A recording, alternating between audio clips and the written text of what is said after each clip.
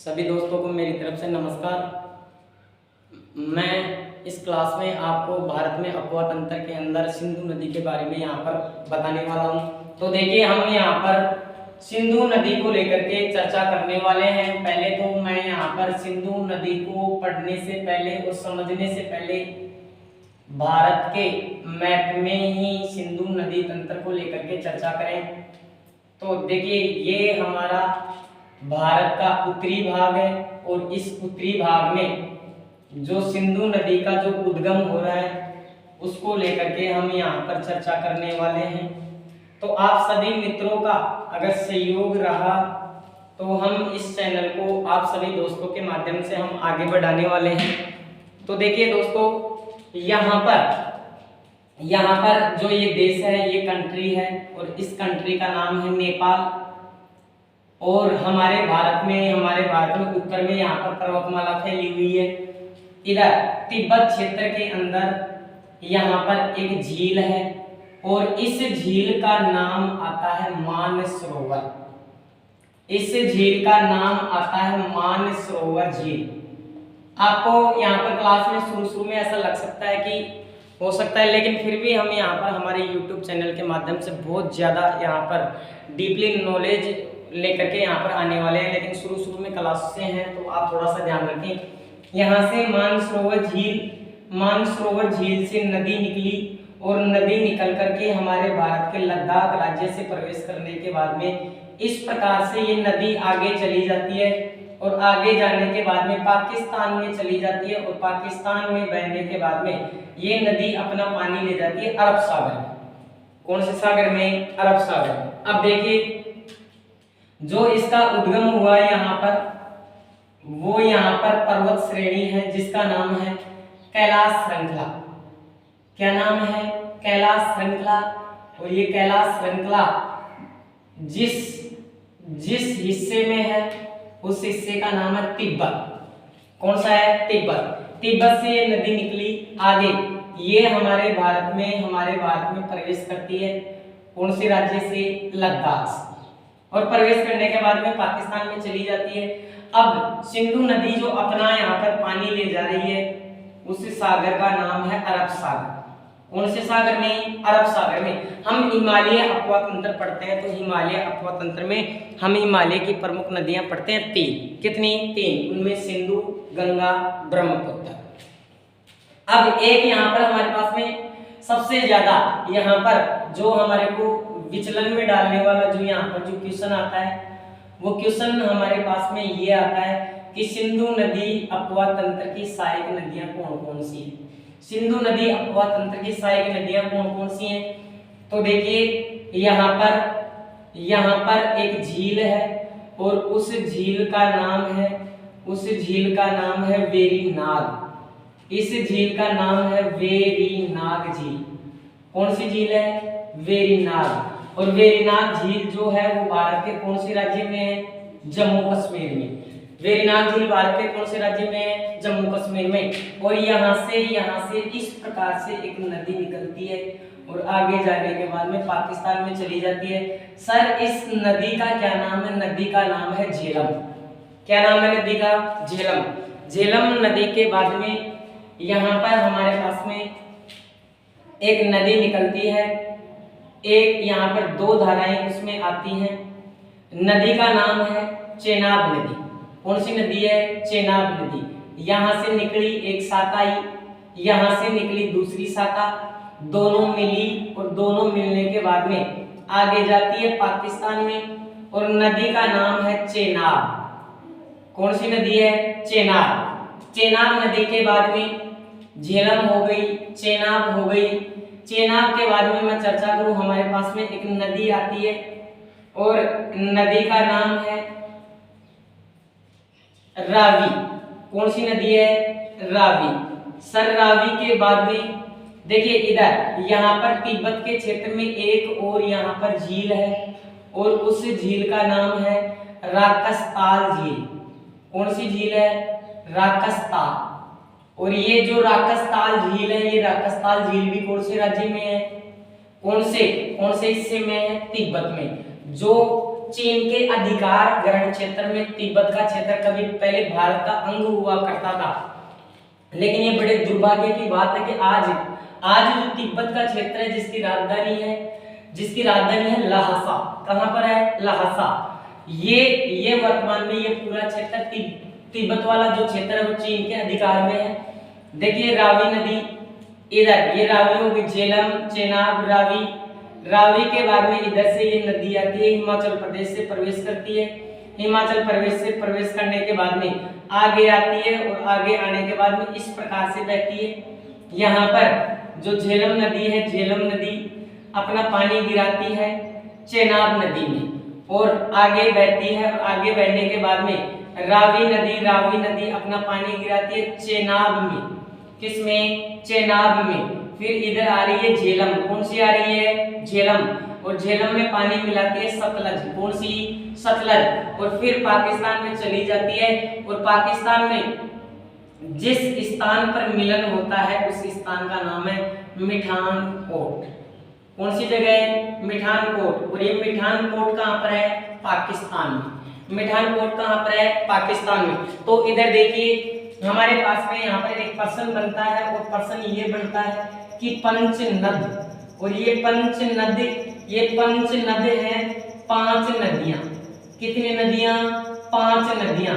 ये पंचनद है 5 नदियां, और ये हैं पांचों के पांचों नदियां किसकी सहायक है? सिंधु की। किसकी सहायक है? बोलो, सिंधु की। हो सकता है कि शुरू में हम यहाँ पर 1-2 वीडियो बनाए तो उसमें यहाँ पर थोड़ी सी प्रॉब्लम का यहाँ पर सामना करना पड़ सकता है। वैसे मैं यहाँ पर हमारे जयपुर डिस्ट्रिक्ट के अंदर जो मनोपुर और सापरा नामक जो शहर है वहाँ पर मैं वहाँ पर टीचिंग करवा रहा हूँ। वर्तमान में यहाँ पर एक छोटा सा गाँव है, उसमें एक न्यू स्कूल ओपन हुई है, उसमें मैं वहाँ पर टीचिंग करवा रहा हूँ। तो यहाँ पर देखिए दोस्तों, आपको ऐसे घबराने की कोई आवश्यकता नहीं है। किसी भी कंपटीशन एग्जाम में अगर अपवाह तंत्र वहाँ पर टॉपिक डला हुआ है तो सिंधु नदी तंत्र को लेकर वहाँ पर परीक्षा में प्रश्न पूछा जा सकता है। तो पंचनद में 5 नदियां सिंधु की सहायक है। सर नाम बताओ, तो यहाँ पर नाम आता है झेलम नदी है। झेलम के बाद में झेलम, चेनाब के बाद में यहाँ पर नाम पड़ा रावी के बाद में यहाँ पर नदी आती है व्यास। कौन सी है?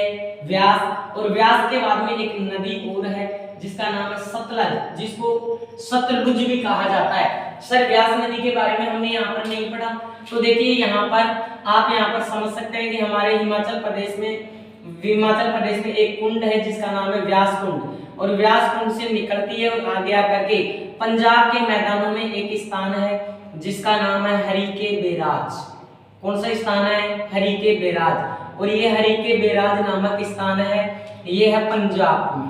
कहाँ पर है? पंजाब में। यहाँ पर आज की क्लास में केवल मैं मैप से ही आपको पूरा पढ़ाने वाला हूँ, वैसे थ्योरी के बाद में हम अगली क्लास में लिखने वाले हैं। तो ये 5 नदियां इस प्रकार से आगे मिलते हैं। यहाँ पर हमारे पास में प्रश्न आता है कि उद्गम, और उद्गम पूछता है सिंधु का। किसका? सिंधु का उद्गम। तो सिंधु के उद्गम में हम लिखेंगे, इसमें क्या लिखेंगे? देखिए एक हिमनद है जिसका नाम है सानोख्याब हिमनद। कौन सा हिमनद है? सानोख्याब हिमनद। सर सानोख्याब हिमनद कहाँ पर है? ये है मानसरोवर झील। आपने नाम सुना हो मानसरोवर झील, और मानसरोवर झील के पास में है जो पर्वत श्रृंखला है उसका नाम है कैलाश पर्वत श्रृंखला, जहां पर भगवान शिव ने जहां पर तपस्या की थी यहाँ से। और ये कैलाश श्रृंखला है कहाँ पर? तिब्बत में। यहाँ से नदी निकलती है, और यहाँ से नदी निकलने के बाद में ये नदी आगे जाती है, और ये नदी आगे जाने के बाद में भारत में प्रवेश करती है। कहाँ पर प्रवेश करती है? भारत में प्रवेश। तो भारत में प्रवेश करती है लद्दाख राज्य से। कहाँ से? लद्दाख राज्य से, जिसको केंद्र शासित प्रदेश बना दिया गया है। जम्मू कश्मीर को तोड़ करके एक जम्मू कश्मीर बन चुका है, एक लद्दाख बन चुका है। लद्दाख की राजधानी लेह है, और जम्मू कश्मीर जो है उसकी राजधानी है श्रीनगर। देखिए यहाँ पर सबसे इंपॉर्टेंट लद्दाख में एक स्थान है जिसका नाम है लेह है। वहाँ पर ठंडा मरुस्थल हमारे को देखने को मिलता है। तो भारत में सबसे कम वर्षा लेह नामक स्थान पर होती है जो लद्दाख में है। वैसे भारत का सबसे गर्म स्थान है वो फलोदी है। फलोदी शहर है राजस्थान में। वैसे फलोदी को वर्तमान में राजस्थान में नए जिलों की 17 जिलों की जो श्रेणी लिस्ट आई है ना उसमें फलोदी का भी वहाँ पर नाम आया है। देखिए भारत में प्रवेश करती है। भारत में प्रवेश करने के बाद में एक हम इसका पढ़ते हैं प्रवाह है। तो प्रवाह में आते हैं दो देश तीन देश। कितने देश? 3 देश। एक तो इसमें चीन में जो तिब्बत का क्षेत्र है, इसके बाद में आती है भारत में, और भारत के बाद में चली जाती है कहाँ पर? पाकिस्तान में। एक यहाँ पर नाम आता है और यहाँ पर नाम आता है क्या? यहाँ पर एक पूछता है इसकी लंबाई, और इसकी लंबाई आती है 2880 किलोमीटर। दुनिया की सबसे बड़ी जो नदी द्रोणी है उसमें इसका नाम आता है। इसकी लंबाई है 2880 किलोमीटर। एक इसमें आता है इसका मुहाना, जिसको आप बोल सकते हो संगम होता है अरब सागर में। संगम किसमें होता है? अरब सागर में। अरब सागर में जल ले जाने वाली दुनिया की बड़ी नदियों में नाम आता है सिंधु नदी का। हो सकता है कि आपको इंपॉर्टेंट नहीं लग रहा हो, लेकिन यहाँ पर मैं वही इंपॉर्टेंट तथ्य यहाँ पर पेश करने वाला हूँ जो किसी भी टीचर से संबंधित एग्जाम में, पटवारी एग्जाम में, किसी भी सेंटर से संबंधित किसी भी वैकेंसी के अंदर ये प्रश्न पूछे जा सकते हैं। मैं थोड़ा सा आगे बढ़ता हूँ और यहाँ पर हम चर्चा कर लेते हैं। यहाँ पर मैं चर्चा कर लेते हैं विश्व की बड़ी नदी द्रोणियों में। विश्व की बड़ी नदियों में नाम है सिंधु का। सिंधु का नाम है विश्व की बड़ी नदियों में। एक यहाँ पर मैं चर्चा करूं, इसकी जो सहायक नदी है उसका नाम है झेलम। कौन सी नदी है? झेलम।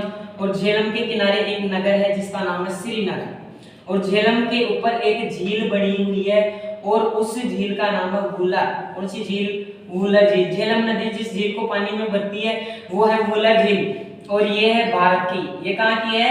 भारत की सबसे बड़ी मीठे पानी की, भारत की सबसे बड़ी मीठे पानी की झील, भारत की सबसे बड़ी मीठे पानी की झील है तुलबुल परियोजना। हमारे भारत में एक परियोजना है जिसका नाम है तुलबुल। क्या नाम है? तुलबुल परियोजना। कौन सी नदी पर है? झेलम नदी पर। वो झेलम नदी किसकी सहायक है? सिंधु की। एक यहाँ पर नाम आता है चेनाब नदी। कौन सी नदी? चेनाब नदी। चेनाब नदी 2 शाखाओं में निकली थी। एक का नाम है चंद्रा और एक का नाम है भागा। एक का नाम है चंद्रा और एक का नाम क्या है? भागा। मैं यहाँ पर नदियों के उद्गम लिख देता हूँ कि झेलम नदी का उद्गम होता है जम्मू कश्मीर से। कहां से होता है? जम्मू कश्मीर। झेलम नदी का उद्गम जम्मू कश्मीर। चेनाब नदी निकलती है हिमाचल प्रदेश से। सरलावी नदी भी हिमाचल प्रदेश से।